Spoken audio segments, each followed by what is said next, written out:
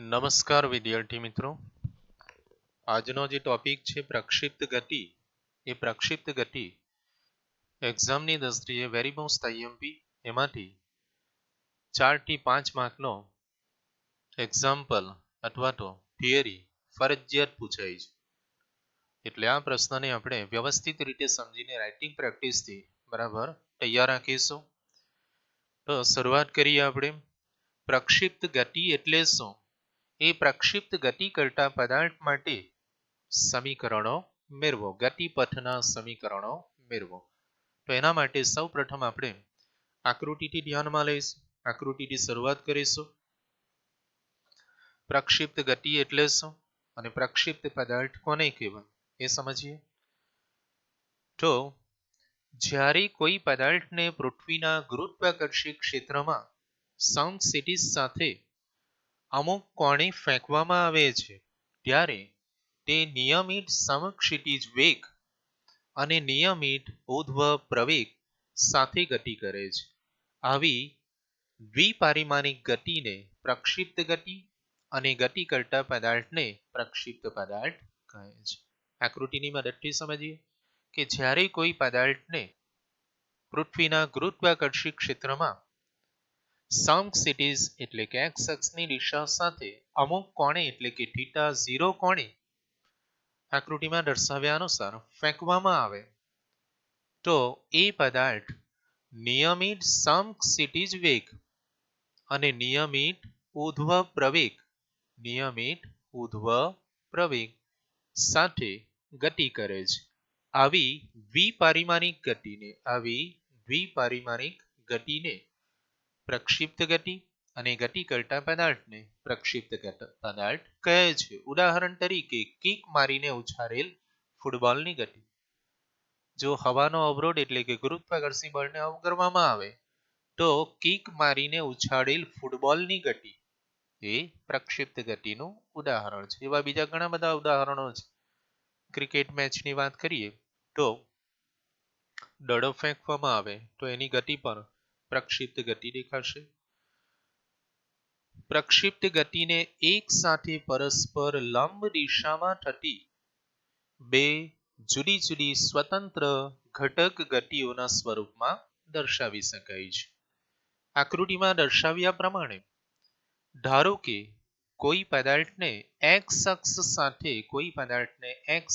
સાથે એટલે કે સમક્ષિતિજ દિશા સાથે θ0 કોણ બનાવતી દિશામાં v0 જેટલા પ્રારંભિક વેગથી ફેંકવામાં આવે છે અથવા તો પ્રક્ષિપ્ત કરવામાં આવે છે. તો એ પદાર્થને પ્રક્ષિપ્ત કર્યા બાદ તેના પર ગુરુત્વાકર્ષણને કારણે અધો દિશામાં ઉદ્ભવતો પ્રવેગ, ગુરુત્વાકર્ષણ બળને કારણે અધો દિશામાં ઉદ્ભવતો પ્રવેગ સદિશ a equal to minus of g એકમ સદિશ j કે. અહીં પ્રવેગ અધો દિશામાં છે, દડો ઉપર તરફ ઉર્ધ્વ દિશામાં એનો પ્રવેગ મળતો જાય છે અને એને કારણે પ્રવેગ અધો દિશામાં માઇનસ જે કેપ એટલે ઋણ વાય અક્ષની દિશામાં હોવાથી માઇનસ જે કેપ અહીં આપણે મૂક્યું છે. એટલે પદાર્થને ગુરુત્વાકર્ષણ બળને કારણે અધો દિશામાં મળતો પ્રવેગ ઉર્ધ્વ પ્રવેગ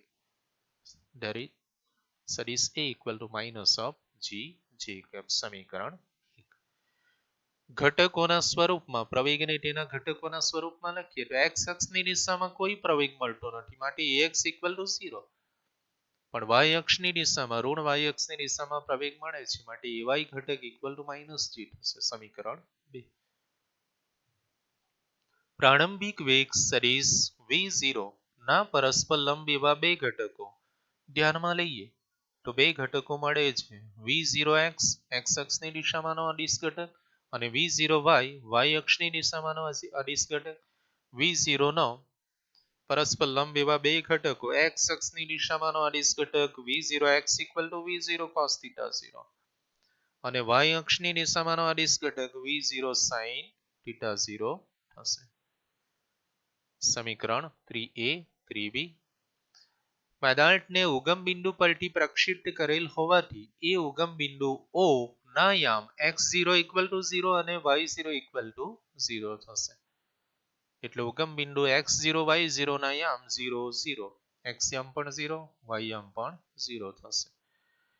માટે પ્રવેગી ગતિનું સમીકરણ x equal to x0 plus v0t plus half at square per t, x equal to x0 plus v0x plus half ax t square per t, x equal to v0 cos theta 0 into t થશે. કારણ x0 equal to 0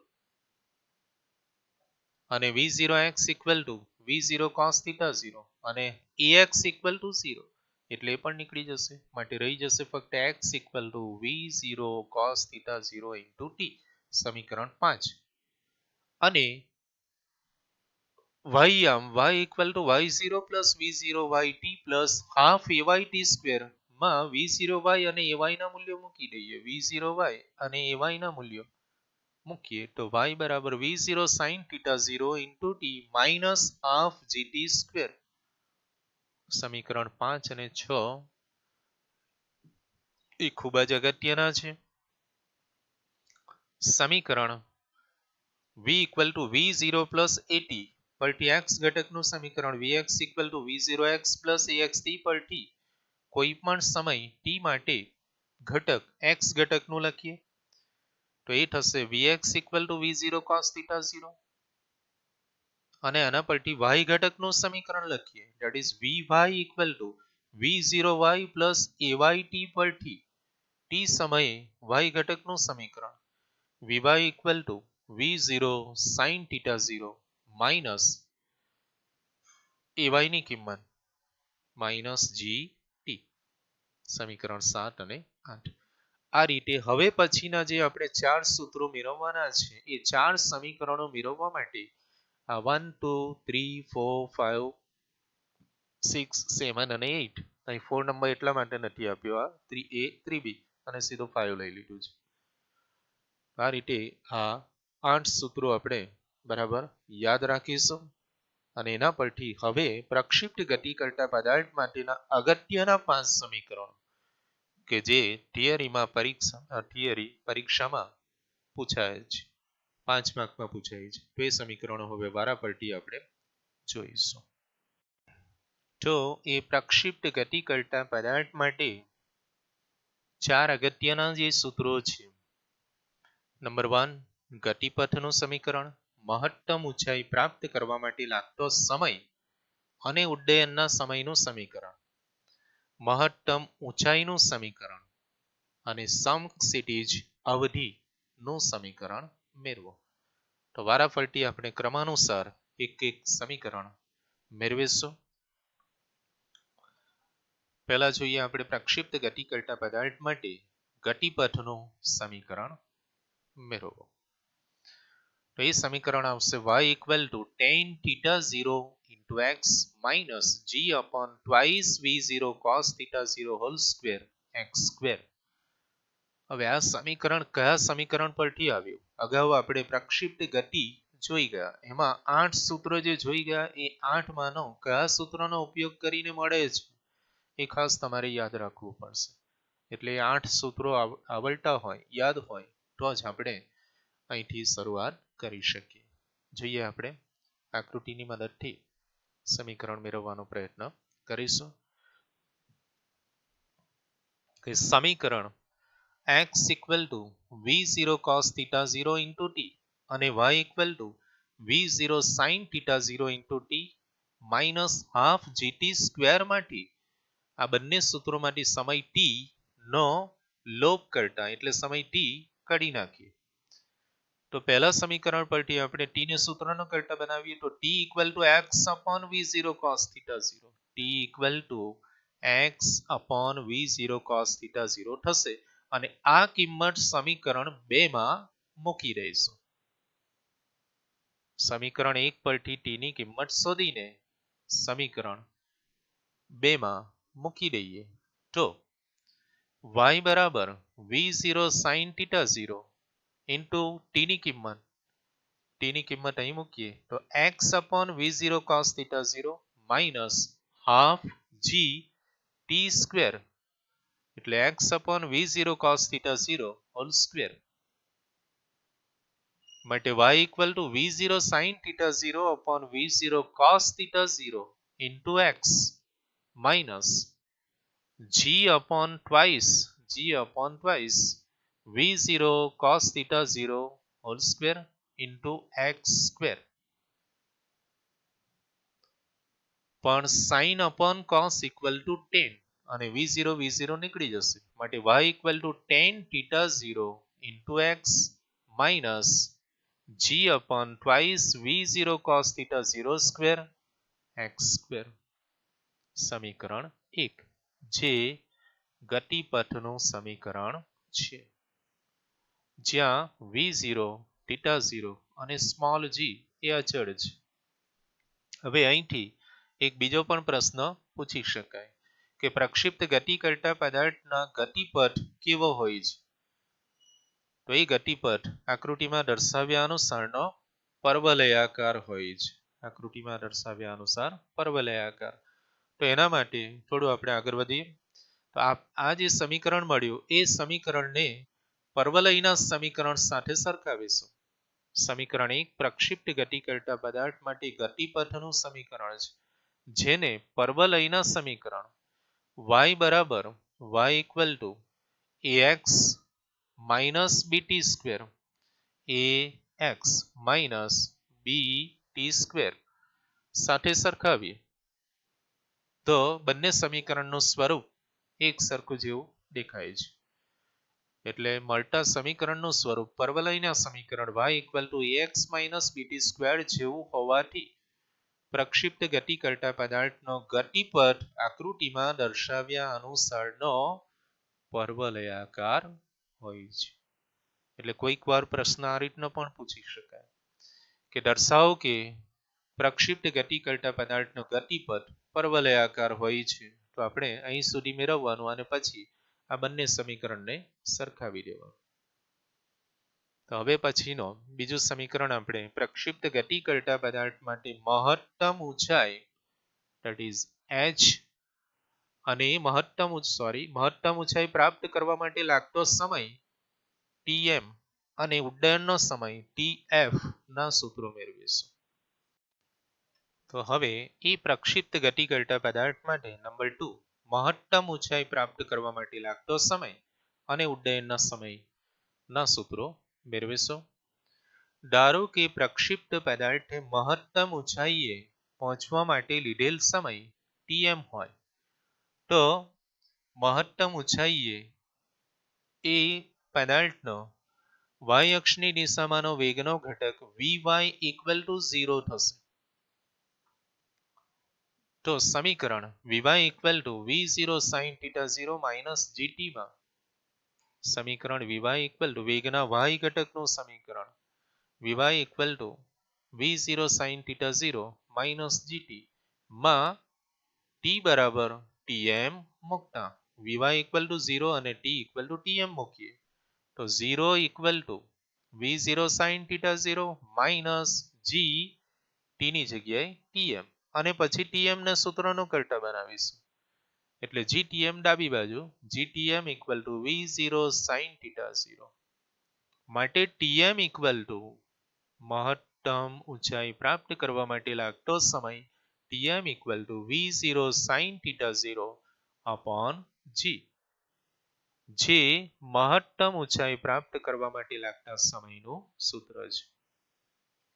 પેલી આકૃતિમાં આપણે જોયું હતું કે ઉગમ બિંદુ પરથી પદાર્થને પ્રક્ષિપ્ત કરીએ તો મહત્તમ ઊંચાઈ સુધી પહોંચે ત્યાં સુધીનો સમય એનો tm અને ત્યાંથી ફરી પાછો મૂળ અવસ્થામાં આવે ત્યાં સુધીનો સમય એટલે tm plus tm એ થયો ઉડ્ડયનનો સમય. તો એ ઉડ્ડયનના સમયનું સૂત્ર હવે મેળવીશું કે ઉડ્ડયનનો કુલ સમયનું સૂત્ર મેળવવા માટે સમીકરણ y બરાબર v0 sin theta 0 into t minus half gt square માં સમીકરણ y બરાબર v0 sin theta 0 into t minus half gt square માં t બરાબર tf અને y બરાબર 0 કારણ y equal to 0 થાય આ રીતે પદાર્થ મૂળ અવસ્થામાં આવે ત્યારે એનો y અક્ષની દિશામાંનું સ્થાનાંતર 0 થઈ જશે, એટલે y ઇક્વલ ટુ 0 થાય ત્યારે t ઇક્વલ ટુ tf, તો t ઇક્વલ ટુ tf અહીં મૂકી દઈએ અને y બરાબર 0 મૂકી દઈએ.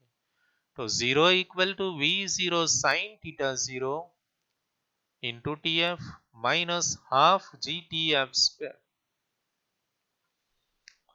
tf કોમન લઈએ તો 0 equal to v0 sin theta 0 minus half gtf, અને હવે tf ના સૂત્રનો કરતા બનાવીશું તો half gtf equal to v0 sin theta 0 માટે tf equal to twice v0 sin theta 0 upon g, જે ઉડ્ડયનના કુલ સમયનું સૂત્ર છે.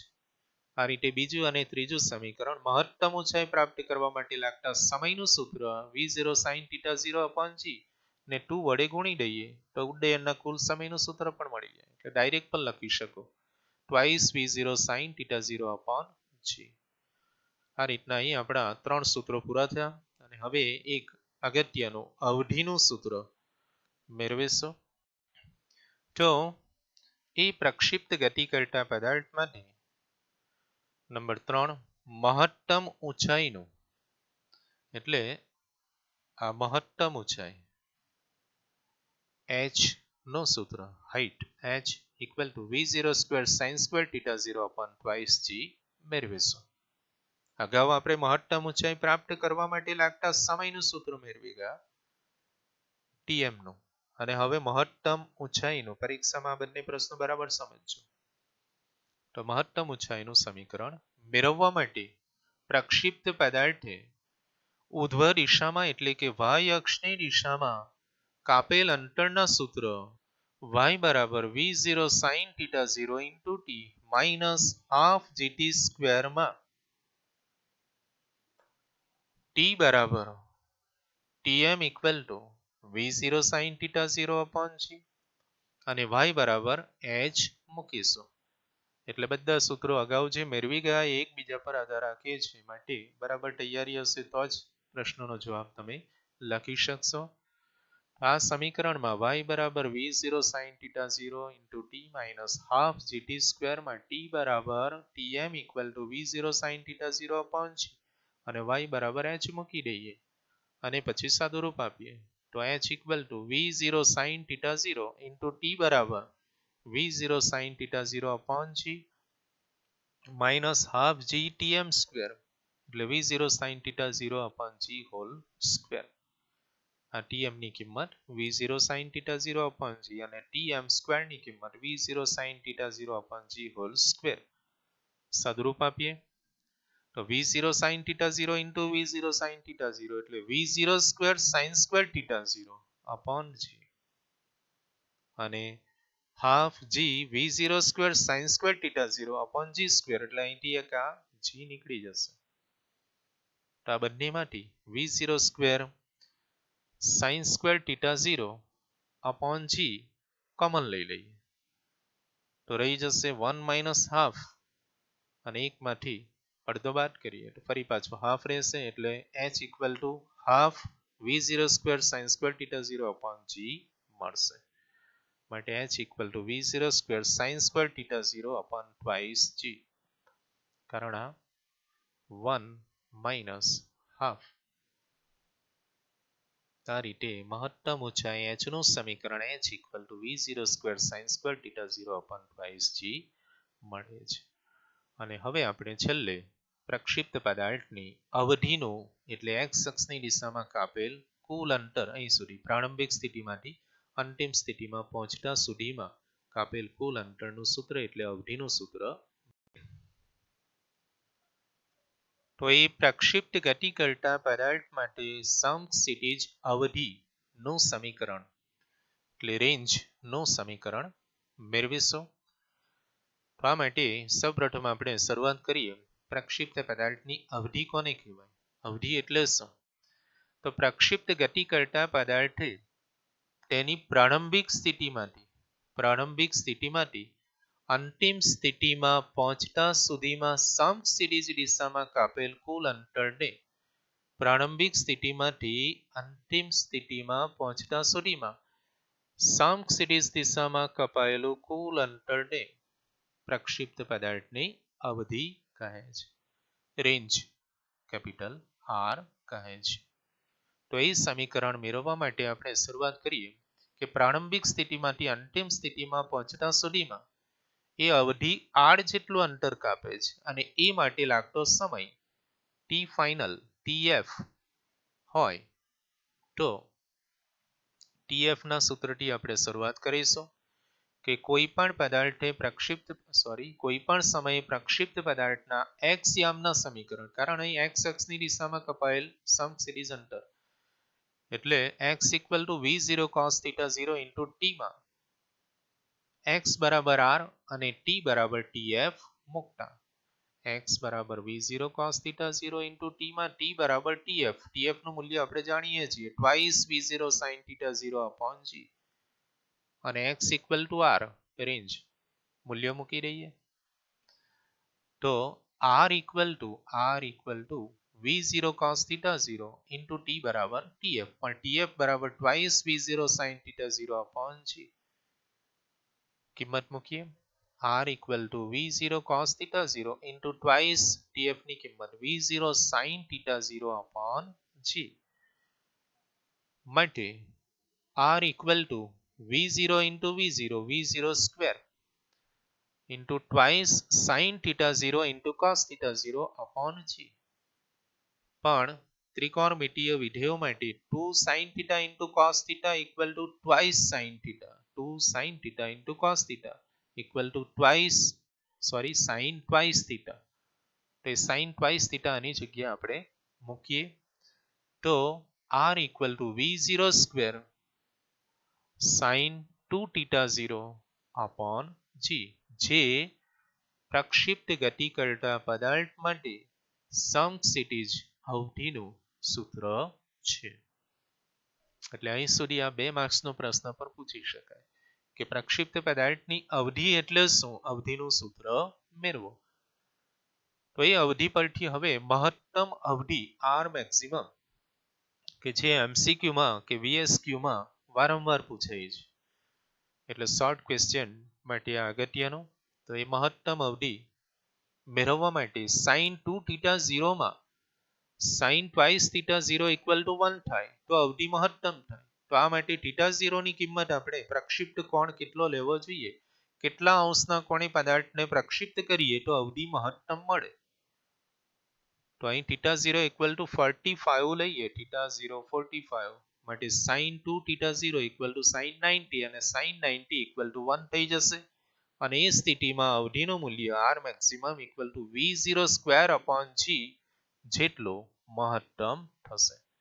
એટલે sin twice θ 0 equal to 1 થવું જોઈએ તો તે સ્થિતિમાં અવધિ મહત્તમ મળે અને આ માટે પ્રક્ષિપ્ત કોણનું મૂલ્ય કેટલું હોવું જોઈએ 45 અંશ. યાદ રાખીશું માટે r equal to v0 square sin twice into 45 અંશ upon g એટલે r equal to v0 square sin 90 અંશ upon g પર sin 90 equal to 1 થશે માટે મહત્તમ અવધિ r maximum equal to v0 square upon g. આ રીતે પ્રક્ષિપ્ત ગતિ કરતા પદાર્થ માટે મહત્તમ અવધિનું સૂત્ર મેળવો. તો શરૂઆત આપણે પહેલેથી જ કરવાની અને અહીં સુધી લખીશું. આ રીતે અહીં પ્રક્ષિપ્ત ગતિ માટેના જે બધા સૂત્રો છે 5 કે પ્રક્ષિપ્ત ગતિ કરતા પદાર્થ માટે ગતિપથનું સમીકરણ, ત્યાર પછી મહત્તમ ઊંચાઈ પ્રાપ્ત કરવા માટે લાગતા સમયનું, ઉડ્ડયનના સમયનું, મહત્તમ ઊંચાઈનું અને અવધિનું સૂત્ર. એ પરીક્ષાની દ્રષ્ટિએ 5 માર્ક્સનો અગત્યનો પ્રશ્ન છે. જો એ સૂત્ર આવડતા હશે તો જ એના હવે પછીના આપણે જે દાખલા જોવાના છે એ દાખલા આવડશે. માટે સૂત્રો બધા તૈયાર રાખજો. તો હવે પછીના નેક્સ્ટ લેક્ચરમાં આપણે એના અગત્યના એક્ઝામ્પલ્સ જોઈશું. Thank you.